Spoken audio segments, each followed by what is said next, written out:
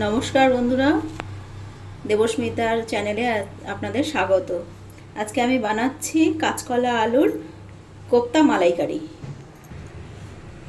আমি আগে থেকেই কাঁচকলা আর আলু সেদ্ধ করে রেখেছিলাম। এবার এর মধ্যে দিয়ে দেব বেসন।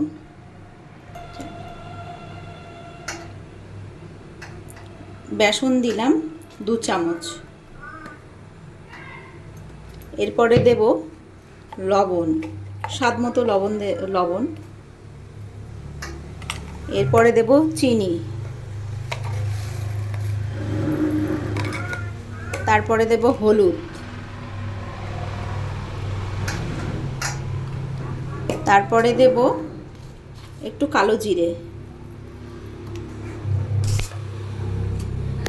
একটু শুকনো লঙ্কার গুঁড়ো, একটু আগে থেকে বেটে রেখেছিলাম আদা, জিরে, ধনে, মরিচ, তাই একটু দিয়ে দেব। দিয়ে এবার সব মিশ্রণগুলোকে একসঙ্গে, কাঁচকলা আলু একসঙ্গে মেখে নেব।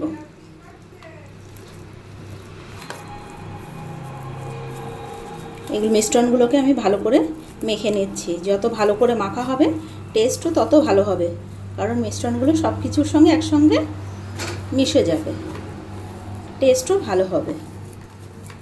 সেই সঙ্গে আমি কড়াইতে একটু তেল দিয়ে গ্যাসটা ধরিয়ে নেব।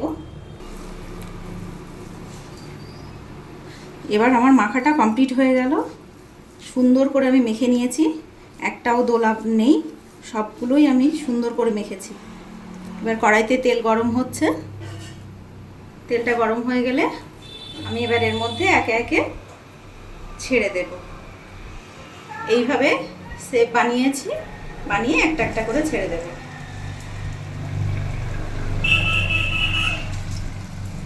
এবার আস্তে আস্তে এগুলো লাল লাল করে ভেজে নেব।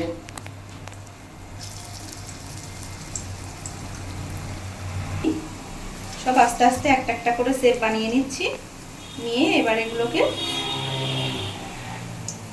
এই ঠিক এরকম ভাবে একটা শেপ আনবো, এনে এইভাবে কড়াইয়ের মধ্যে দেব।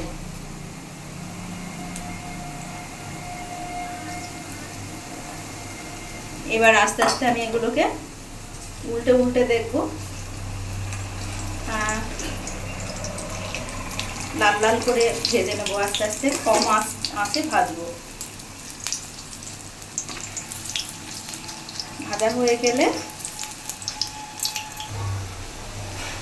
আজকে যেহেতু আমি পেঁয়াজ ইউজ করিনি, তার কারণ আছে গণেশ চতুর্থী, সেজন্য আমি আজকে নিরামিষ পদ রান্না করছি। ভাজা হয়ে গেছে।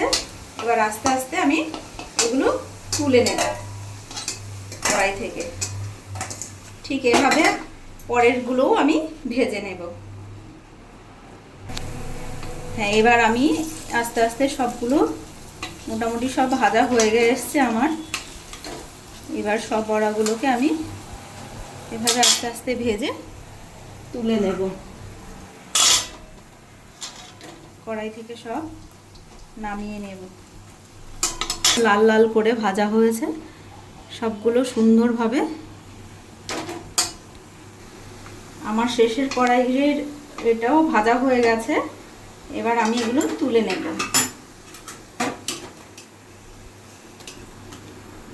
এবার আমি তেল নামিয়ে দেব, কারণ আমি সাদা তেলে রান্না করব না। সর্ষের তেল, পরিমাণ মতো সর্ষের তেল, একটু তেলের পরিমাণটা বেশি লাগে যেহেতু বড়া, সেজন্যই। এবার তেল দেব। তেলের মধ্যে আমি একটু দেব তেজপাতা, মধ্যে দিয়ে দিলাম তেজপাতা, 2টো তেজপাতা দিয়ে দিলাম। এরপরে আমি দেব মশলা, আমার ওই বেটে রাখা জিরে, ধনে আর আছে মরিচ, এর মধ্যে সব বেটে রেখেছিলাম আমি আগে থেকেই। সেই মশলাটা আমি এবার দিয়ে দেব। দিয়ে কম আঁচ দেব, কারণ বেশি আঁচ দিলে পুড়ে যাবে মশলাটা। এবার ভালো করে মশলাটাকে আমি কষিয়ে নেব।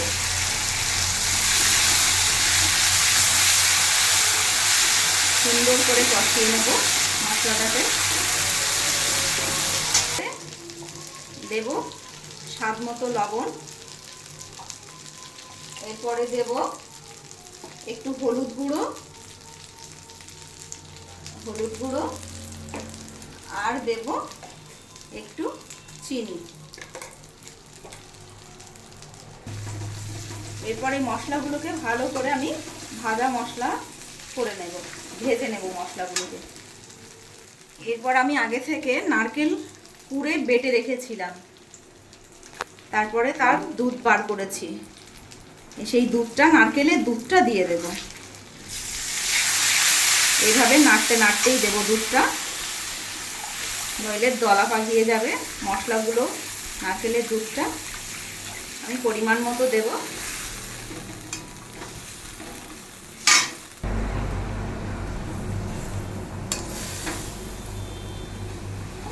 এবার আমি এভাবেই আস্তে আস্তে নাড়বো, নাড়তে নাড়তে যতক্ষণ ফুটবে ততক্ষণ অপেক্ষা করব। ফুটে এলে আমি বড়াগুলোকে দেব। ফুটে উঠেছে ভালোভাবে মশলাগুলো, নারকেলের দুধটা। আপনারা আপনাদের আন্দাজ মতো লবণ মিষ্টিটা দেবেন।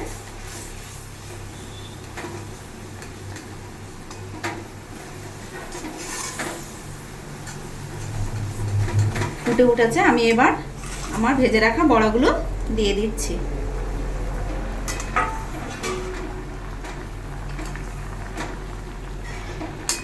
এরপর আমি এর মধ্যে দিয়ে দেব কাঁচা লঙ্কাটা দিয়ে দিচ্ছি, চেরা কাঁচা লঙ্কা। আপনারা আপনাদের স্বাদ মতো কাঁচা লঙ্কা দেবেন।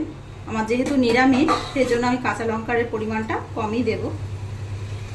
নিরামিষ একটু মিষ্টি মিষ্টি হলেই ভালো লাগে। আমিষে যেমন ঝাল ভালো লাগে, নিরামিষে তেমন মিষ্টি মিষ্টি হলেই ভালো লাগে।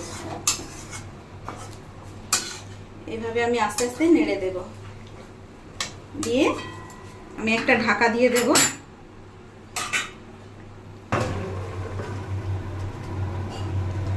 ঢাকা দিয়ে দিয়েছি। এবার আমি 5 মিনিটের জন্য অপেক্ষা করব। 5 মিনিট পর আমি এটা ঢাকনাটা খুলব। এবার আমি ঢাকনাটা খুলব। হ্যাঁ, হয়ে এসেছে। এবার আমি এর মধ্যে গরম মশলা বেটে রেখেছিলাম, সেই গরম মশলা বাটাটা দিয়ে দেব। আমি একটু বাটা ইউজ করি বেশি, গুঁড়োটা কমই ব্যবহার করি, কারণ বাটা দিলে আমার মনে হয় বেশি ভালো লাগে, গন্ধটা ভালো আসে। এবার দিয়ে আমি নাড়াচাড়া করে নেব। গ্যাসের আঁচটা কমিয়ে নিয়েছি একটু, দিয়ে নাড়াচাড়া করে এবার আমি নামিয়ে নেব।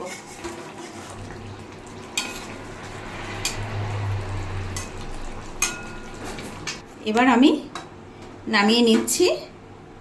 গ্যাসটা অফ করে দিয়েছি, এবার নামিয়ে নিচ্ছি।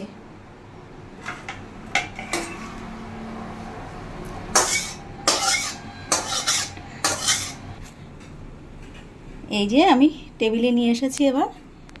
এবার সার্ভ করব।